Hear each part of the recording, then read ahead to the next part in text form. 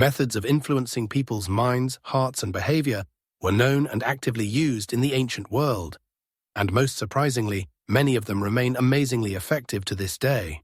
From the ancient Sumerian cuneiform tablets that carved praises of rulers into stone, to the majestic Roman triumphal arches that celebrated victories, to the elaborate religious rituals that united the people in a single burst of faith and loyalty, these were all forms of ancient propaganda. Rulers, priests, generals, philosophers, all of them deeply understood the power of word, image, symbol, and ritual in shaping public opinion, strengthening power, mobilizing the population, and maintaining social order. At first glance, it might seem that in our age of instant information, global communication, and ubiquitous access to data, these old techniques should have lost their relevance, become archaic and ineffective. However, the paradox is that they not only survived, but also adapted to new realities. Becoming even more sophisticated, subtle, and ubiquitous, they permeate our media, political discourse, advertising messages, entertainment content, and even our everyday social interactions. They work because they exploit basic human psychology, our emotions, fears, and desires, which have changed little over the millennia. Understanding how these ancient but ever-relevant propaganda tools work gives us a kind of information immunity. It allows us not just to passively consume information, but to critically comprehend it, distinguishing truth from carefully constructed illusion. This knowledge helps us recognize manipulation, make more informed decisions, and protect our minds from unwanted influence. Let's dive into a detailed analysis of 7 such methods, each of which, despite the passage of millennia, continues to exert a colossal influence on our thoughts, beliefs, and actions. The first method was the creation of a personality cult. This method is one of the most powerful and persistent in the propaganda arsenal, aimed at the idealization and exaltation of one person, a leader, ruler, military commander, or even a spiritual mentor. Its goal is not just to present him as a competent manager or a talented military commander, but to turn him into a figure that evokes unconditional admiration, awe, almost religious worship, and unwavering devotion. This approach creates not just support, but unwavering loyalty based on emotional attachment and a deep, often irrational belief in the exceptionalism and infallibility of the leader. The personality cult seeks to take the place of rational analysis, offering the masses an object for blind faith and emotional attachment. In ancient Egypt, the pharaohs were more than just rulers. They were considered living gods, or at least direct descendants of the gods, with divine will and power granted to them to rule the entire world. Their colossal statues, such as the colossal figures of Ramses II at the Temple of Abu Simbel, were not just architectural structures. They were grandiose monuments of propaganda, designed to overwhelm with their grandeur, to inspire awe of the pharaoh, and to demonstrate his eternal connection with the divine world, his ability to ensure order, ma'at, and prosperity for Egypt. Every inscription, every relief in temples and tombs glorified their invincibility in battle, wisdom in governance, boundless power, and their role as intermediaries between people and gods. Public ceremonies in which the pharaoh acted as the high priest, communicating with the gods, also strengthened his divine status and the legitimacy of power in the eyes of ordinary people, for whom the gods were an integral part of everyday life and the basis of the world order. In ancient Rome, we see a similar approach, especially from the imperial era onwards. Octavian Augustus, who became the first emperor after decades of bloody civil wars, skillfully used the creation of a personality cult to legitimize his one-man rule. He positioned himself as princeps, first among equals, avoiding the words king or dictator, but at the same time subtly promoted the idea of his divine favor and connection with the gods, especially Apollo. His statues, such as the Augustus of Prima Porta, depicted him in an idealized, almost heroic form, with references to the gods, like Apollo, his patron. Even his autobiographical account, The Acts of the Divine Augustus, was less a historical document than a carefully crafted propaganda text listing his achievements and benefits to Rome, and copies were carved in bronze and displayed in public places. This text presented Augustus as the savior of the state, restoring peace and order, and his name became associated with a golden age and unprecedented prosperity.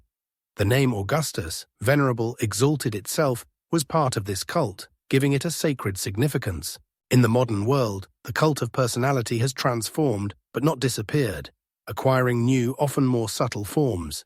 We see it in political campaigns, where candidates undergo a careful packaging of their image. Every aspect of their public persona, from the manner of speech, intonation, gestures, and facial expressions to the choice of clothes and hairstyle, is carefully verified and controlled to create the desired impression. Their biographies are filtered and retouched to emphasize heroic moments. For example, military service, successful business, the fight for rights, overcoming difficulties, and to keep silent about inconvenient facts, failures, scandals, dubious connections, mistakes of the past, television appearances, commercials, staged media photos, carefully selected quotes. All of this is aimed at creating an aura of infallibility, charisma, exceptional wisdom, insight, or strength. The leader can be presented as a man of the people, despite his privileged origins, in order to evoke sympathy and closeness, or conversely, as a genius capable of solving all the problems inaccessible to mere mortals. A narrative is created in which the leader is the only or best solution to all of society's problems, and his vision of the future is the only true and uncontested one. The goal is not just to win votes, but to create a deep emotional attachment, unconditional faith and loyalty that sometimes borders on fanaticism and irrational worship. This is because in times of uncertainty, crisis, or rapid change, people instinctively seek strong, decisive leaders who promise stability, security, and a way out of difficulties. The cult of personality provides them with such a savior who relieves them of the burden of responsibility for making difficult decisions and offers a clear, understandable path. The use of visual media plays a key role here. Staged photographs, videos, films that show the leader in a favorable light, against the backdrop of majestic landscapes, grandiose achievements. For example, the opening of a new factory, bridge, spaceship, or surrounded by devoted, enthusiastic followers, which creates an image of popular love and support. Even the leader's personal life can be turned into part of this cult, showing him as an ideal family man, athlete, animal lover, or patriot, which reinforces his image of the perfect man.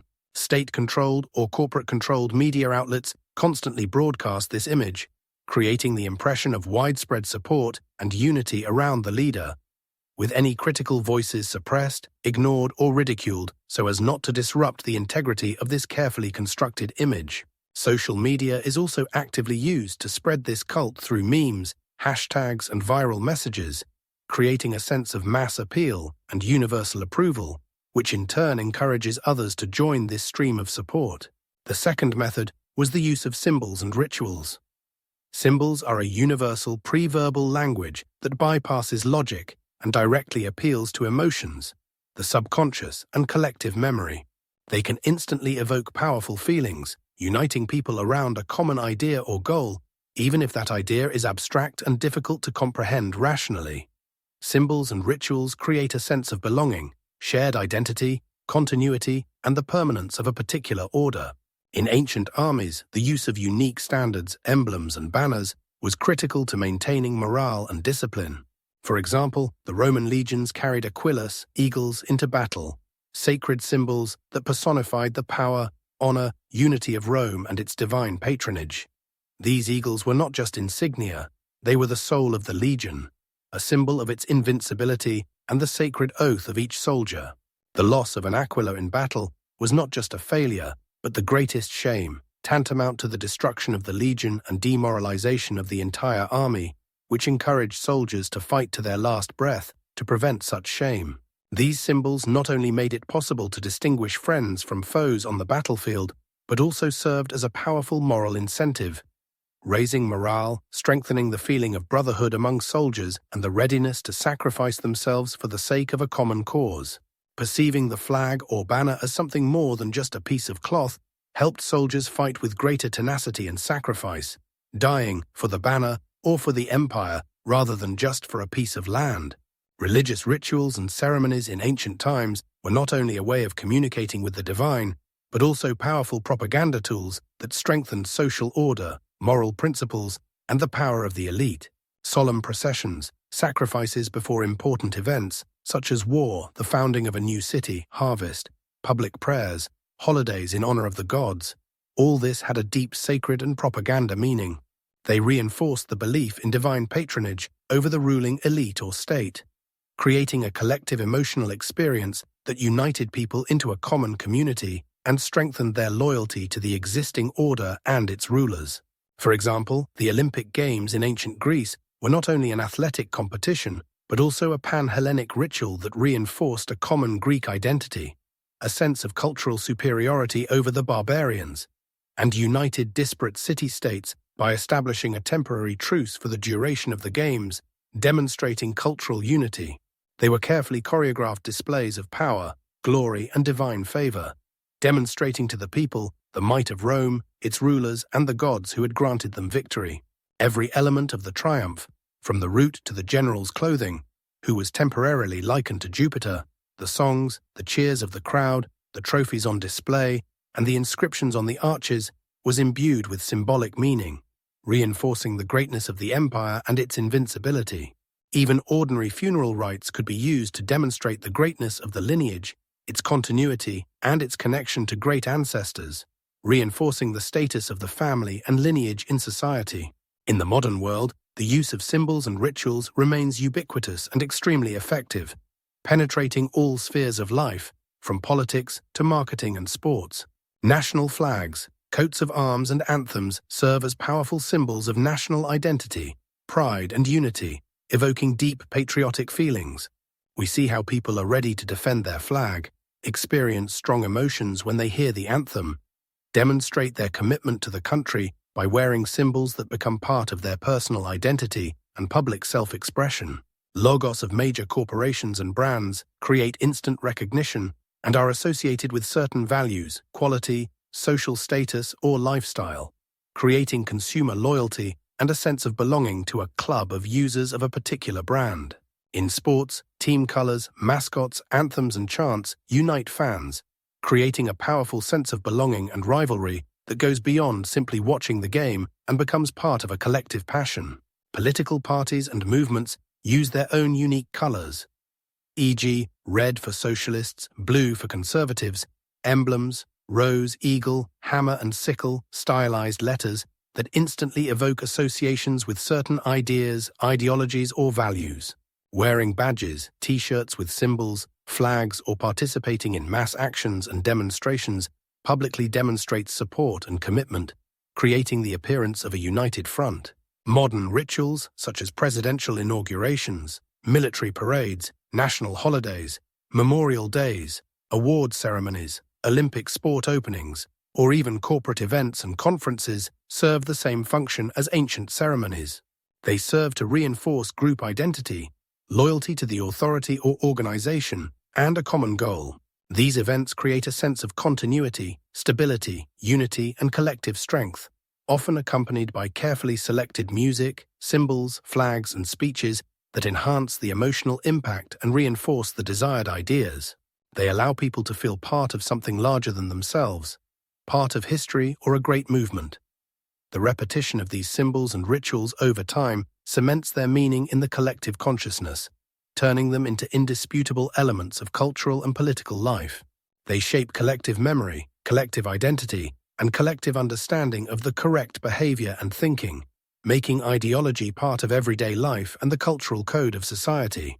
It also creates the appearance of unity and widespread support, effectively suppressing dissent and resistance, since disagreement with the symbol becomes disagreement with the group itself or even the nation.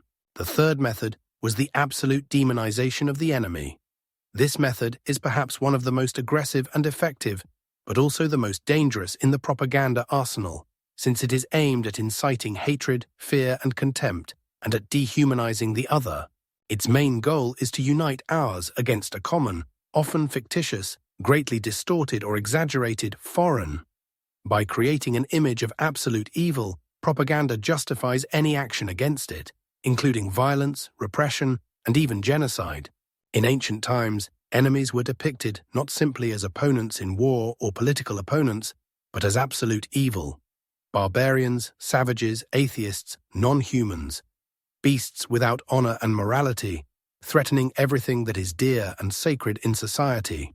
The Greeks called all those who did not speak Greek and did not share their cultural values barbarians, emphasizing their cultural, civilizational, and intellectual backwardness, thereby justifying their superiority and, at times, enslavement or outright destruction. During the Persian Wars, the Persians were portrayed as despotic, cruel, barbaric Eastern tyrants, threatening the freedom, democracy, and unique culture of the Greek city-states, which had to be protected at all costs. This demonization helped to mobilize the disparate Greek states for unprecedented resistance, uniting them in the face of a common barbarian enemy, and to justify bloody battles by turning them into a struggle between light and darkness, good and evil. The Romans often presented their conquests not as aggression or a lust for wealth, but as a civilizing mission against savage, unintelligent, chaotic, and uncivilized tribes who needed Roman law and order. Stories about the cruelty of their enemies, their treachery, their meanness, and the threat they posed to Roman order, law, prosperity, and the very existence of Rome helped justify wars, massacres, enslavement, and land confiscation. Depictions of defeated barbarians on triumphal arches, columns, such as Trajan's column, and coins always showed them as defeated, humiliated, and subjugated, emphasizing their inferiority and powerlessness before the greatness of Rome. Often these images were grotesque to emphasize their inhuman or primitive nature, which made them worthy of such treatment. This method not only helped to gain popular support for military action, but also to suppress any sympathy for the defeated or oppressed peoples, since they were not perceived as equal or full human beings. Certain countries, ethnic groups, religious communities, political movements, social classes, or even entire ideologies can be presented as the root of all problems, the source of evil and the main threat. Stereotypes are created that deprive the enemy of individuality, humanity, the right to their own opinion, and even the right to exist, making them an abstract, faceless, but extremely dangerous threat. For example, during periods of international conflict or domestic crisis, news outlets and commentators may reinforce the negative image of the opposing side by attributing unimaginable atrocities, treachery, aggression, inhumanity, or intentions to it. Anonymous testimonies, unverified facts, rumors, or out-of-context quotes are often used to reinforce this image, even if they have no basis in fact. This approach is extremely effective because it diverts attention from internal problems, mistakes, or failures of the ruling elite, shifting all the blame to an external or internal enemy. It makes it easier to mobilize the population to support certain actions, be it military campaigns, tougher laws, economic sanctions, political repression, or even ideological cleansing of society. Emotionally charged and derogatory words and expressions are often used, such as terrorists, extremists, fascists, aggressors, traitors, fifth column, zombies, Nazis, mutant people, parasites, degenerates, and other labels to cause an immediate negative reaction, emotional rejection, and not give an opportunity for rational analysis and critical assessment.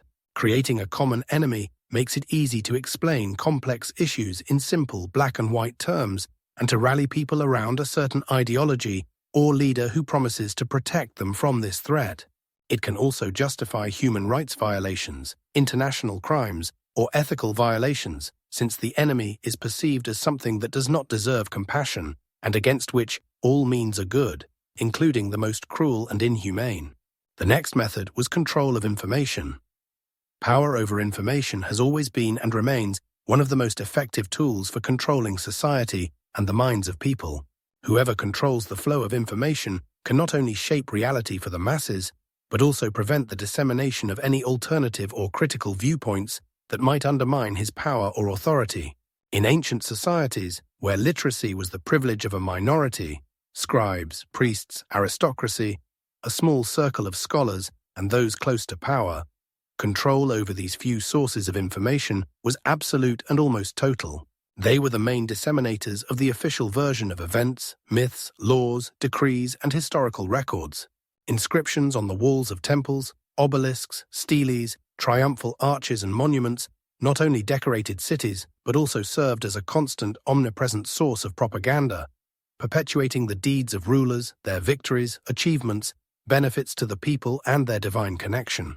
For example, The stele of the Law of Hammurabi in Babylon not only contained a code of laws, but also depicted Hammurabi receiving laws directly from the sun god Shamash, which gave his rule not just legality, but divine legitimacy, making his decisions indisputable and sacred. Any other versions of events or alternative laws had no chance of widespread dissemination and would have been immediately suppressed. Public readings of decrees, proclamations, official poems, and epics were the only sources of news and information for the vast majority of the population, especially the illiterate. These readings were held in central locations, markets, and temples, ensuring the widest possible reach and ensuring that the official version was heard by all. Rulers carefully monitored what was said in temples, public squares, markets, theaters, and even in private conversations, suppressing any expression of dissent or the spread of wrong ideas through a system of informers, spies, and censors.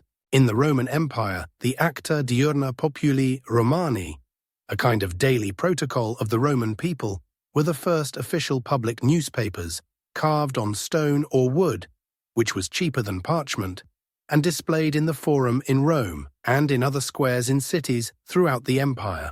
They contained official news about the decisions of the Senate, the emperor's decrees, military victories, public events, always presented in the most favorable light for the authorities. These news were the only source of official information for citizens, shaping their perception of reality. Any rumors, critical opinions, or alternative versions of events could be punished as subversion of the state or treason. In the modern world, this method has adapted to revolutionary technologies and the information society, but its essence has remained unchanged: the formation of a desired picture of the world through total or partial control over information flows. This is manifested in state censorship, blocking of undesirable websites, internet resources, social networks, media platforms, banning books, films, music, television, and radio broadcasts, as well as the removal and destruction of unwanted content. The creation of propaganda news channels and publications that broadcast only one strictly defined and approved point of view, often ignoring, distorting, or directly falsifying facts.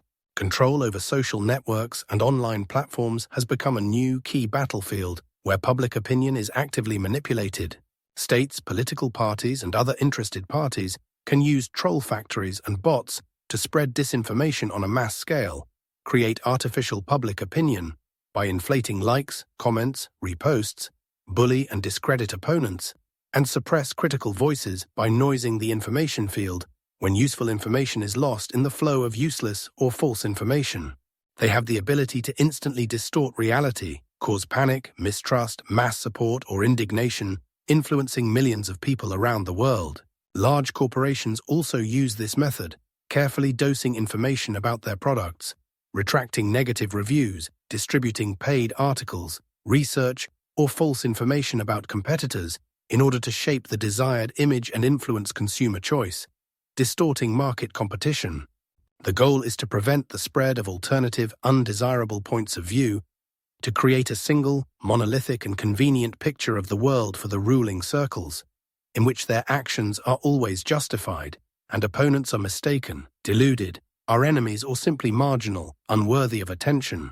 The use of modern technologies allows for even more subtle and massive control of information flows, creating so-called information bubbles and echo chambers in which people see and hear only what corresponds to their already formed convictions, strengthening them in the illusion of rightness and isolating them from any critical or contradictory information, thereby excluding the possibility of independent, unbiased analysis and the formation of an objective opinion. Another method used was the appeal to emotions, not logic. This method exploits a fundamental, deeply rooted feature of the human psyche.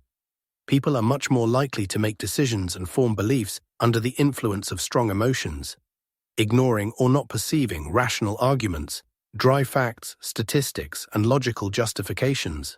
Emotions are a powerful driver of behavior, capable of bypassing critical thinking and prompting actions that are not always rational. Ancient orators and military leaders knew this well and masterfully used it to achieve their goals. Their speeches before battle were filled not with strategic plans or logical analyses of the enemy's strength, but with passionate, inspiring, or terrifying appeals that evoked deep emotions. patriotism, hatred of the enemy, a thirst for glory, revenge for fallen comrades, fear of disgrace, or threats to family and home.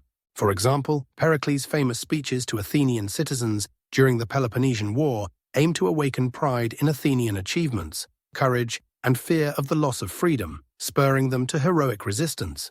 He used lofty words and images to link the defense of Athens with the defense of its unique democracy and culture, inspiring self-sacrifice in the name of the polis. Religious sermons throughout the centuries have appealed to the deepest human fears, e.g., fear of punishment, hell, divine wrath, torment in the afterlife, and hopes, promises of salvation, eternal life, paradise, divine favor, healing from illness, prosperity on earth, while bypassing the logical understanding of dogma or its verifiability. The emotional ecstasy created during worship services, mass chants, rituals, an atmosphere of mystery, the sublime architecture of churches and dramatic stories of miracles have cemented faith and devotion, making rational doubts irrelevant. In Rome, public speeches by politicians in the Forum often relied less on reason and dry arguments than on the emotions of the crowd, to win their support or to stir up their anger against opponents. Cicero, one of the greatest orators, mastered the art of evoking the emotions of his audience, using pathos, rhetorical questions, vivid metaphors, and hyperbole to get the crowd in the right mood and elicit a response ranging from sympathy to indignation, bringing the crowd into a state of emotional arousal where logic was switched off. In the modern world, this method is widely used in advertising, political campaigns, media, and even social movements. Advertising rarely sells a product based solely on its technical characteristics or rational benefits, such as saving money. More often than not, it plays on our basic desires and aspirations. To be beautiful, young, successful, rich, loved, happy, healthy, socially recognized, or on our fears. To be rejected, poor, sick, lonely, unprotected, inferior, missed opportunities. Commercials show an ideal lifestyle, happy families, romantic relationships, or vivid emotions that can supposedly be obtained by purchasing a certain product or service, creating a strong associative link between the product and the desired emotional state, bypassing the logical assessment of its real value. Political slogans and campaigns also often use emotional triggers, avoiding specific programs or numbers. Make it great again. Vote for the future. Protect our children.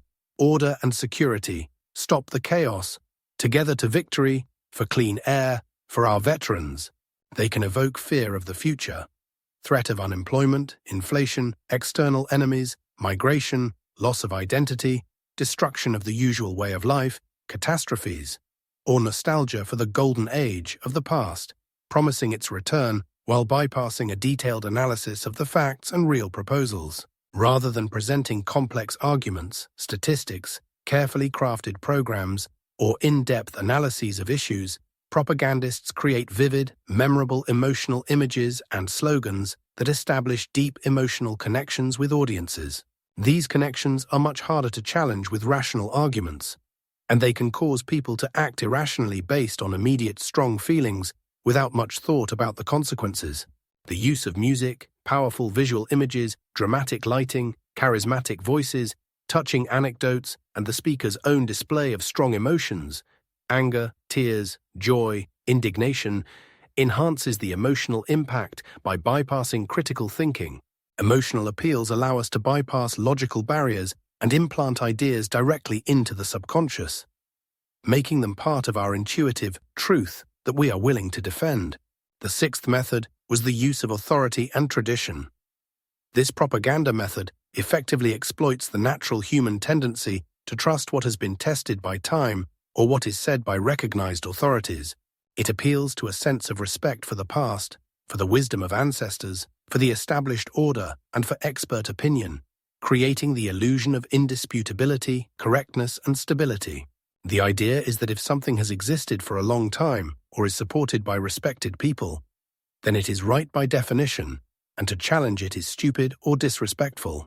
In ancient societies, the ruler's right to rule was very often justified by his divine origin or direct favor with the gods.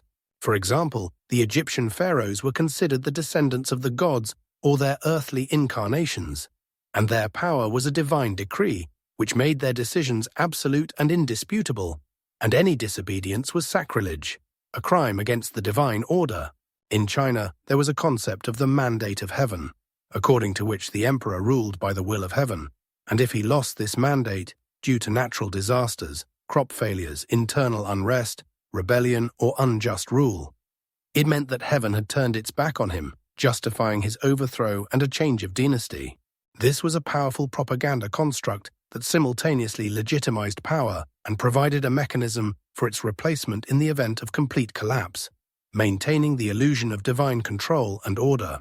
Laws and customs, passed down from generation to generation, were considered immutable, sacred, and absolute truths of divine or ancient origin. Violation of these traditions was perceived as a threat to the very existence of society, as a violation of the divine order, or as a manifestation of chaos, which could lead to misfortunes and cataclysms. References to the wisdom of the ancestors, ancient customs, time-honored traditions, age-old foundations, divine prescription, or the natural order of things gave legitimacy to any actions and decisions of the ruling elite, making them indisputable and natural, as if they were not simply human decisions, but part of an eternal, unchanging order that could not be argued with. This made it possible to prevent criticism and resistance, since criticism of tradition was perceived as criticism of the universe itself and a threat to stability. In the modern world, this method has been transformed, but its principle has remained unchanged, and it is widely used in all spheres of public life. It is manifested in how politicians and public figures refer to traditional values, ancestral heritage, historical experience, generally accepted norms, constitutional principles, or the will of the people to justify their decisions or convince the population of their correctness. For example, when implementing reforms or changes, they may refer to the fact that this is a return to the roots, revival of forgotten but true traditions, or continuation of great traditions that have been unfairly forgotten or distorted, and now they need to be restored. Often quotes from classical works, sacred texts, philosophical treatises, government documents, or speeches by experts, scientists, analysts, historians, religious figures, and authoritative public figures are used to support the desired point of view. Even if their competence in the given field is questionable, their opinions are taken out of context, or they are bought experts whose opinions have no scientific value. The appearance of scientific, historical, religious, or intellectual justification is created, which should be indisputable. Celebrities, athletes, media personalities, opinion leaders, or former high-ranking officials can also be used to lend weight to certain ideas, products, or political candidates simply because they are, or are perceived as, authorities in the eyes of the public due to their fame, status, or charisma. Their opinions, even if they are not directly relevant, or they do not have the relevant expertise, are perceived as more powerful and persuasive. The mere mention of an authoritative source that confirms information, or an appeal to conventional wisdom, common sense, majority opinion, or generational experience can be enough to persuade many people without going into detail, checking the facts, or asking questions. This method works because people tend to trust authorities, follow familiar patterns, and seek confirmation of their pre-existing beliefs, especially when they lack the knowledge, time, or inclination to independently analyze the information. It creates the illusion of collective wisdom, safety, predictability, and correctness, facilitating decision-making and suppressing critical thinking, since challenging authority or tradition may be socially unacceptable. And lastly, there were folktales and simple stories. The human brain is designed to absorb, remember, and share simple, emotionally charged stories and narratives much more easily than complex statistics, scientific theories, deep philosophical discourses, or multi-page reports. Stories allow us to make emotional connections, empathize with characters, and easily absorb moral or ideological lessons without apparent effort. They bypass the rational filter, going straight to the emotional center and becoming embedded in the memory. In ancient times, these were myths, legends, fables, epic poems, oral traditions, folk tales, songs, proverbs, and sayings that were passed down orally through generations and written down on parchment, stone, or papyrus. These stories, not only entertained, but also carried a deep moral, religious, and propaganda meaning, shaping the values, ideals, worldview of society and its collective identity.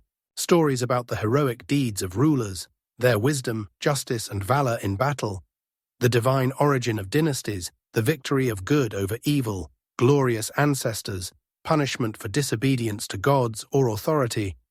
All this helped to shape the desired behavior, strengthen faith in the existing system, the unity of the people, and the legitimacy of power. Parables and fables always contained simplified versions of complex ideas or moral lessons, making them accessible to a wide range of people, including the illiterate, and they were easy to remember and retell, which contributed to their rapid dissemination. In the modern world, this method has not only retained its relevance, but has also acquired new, previously unseen scale and speed of distribution, thanks to digital technologies and global networks. It takes the form of short, viral videos, memes, simple slogans, short news items, infographics, popular songs, emotionally charged personal stories, or even entire mini-series on social networks, which are easily distributed on social networks, instant messengers, and mass media. Instead of complex, multi-layered argumentation and detailed analysis, propaganda offers easily digestible truths and ready-made solutions that often contain a grain of truth, but are highly distorted, exaggerated, taken out of context, or completely fictitious, creating an alternative reality. These stories appeal to common stereotypes, prejudices, and basic human desires and fears. They can create a sense of belonging to a group that gets these simple truths, while others, the enemy, the ignorant, the lost, or the wrong thinkers, fail to grasp them, reinforcing group cohesion and isolation from dissent. Personal stories are often used, so-called success stories, e.g. a poor person who became rich and happy thanks to a certain policy, or conversely, victim stories, e.g. someone who suffered from an evil policy or the actions of an enemy, which evokes sympathy and anger, which evoke a strong emotional response and seem more persuasive than dry statistics or abstract facts.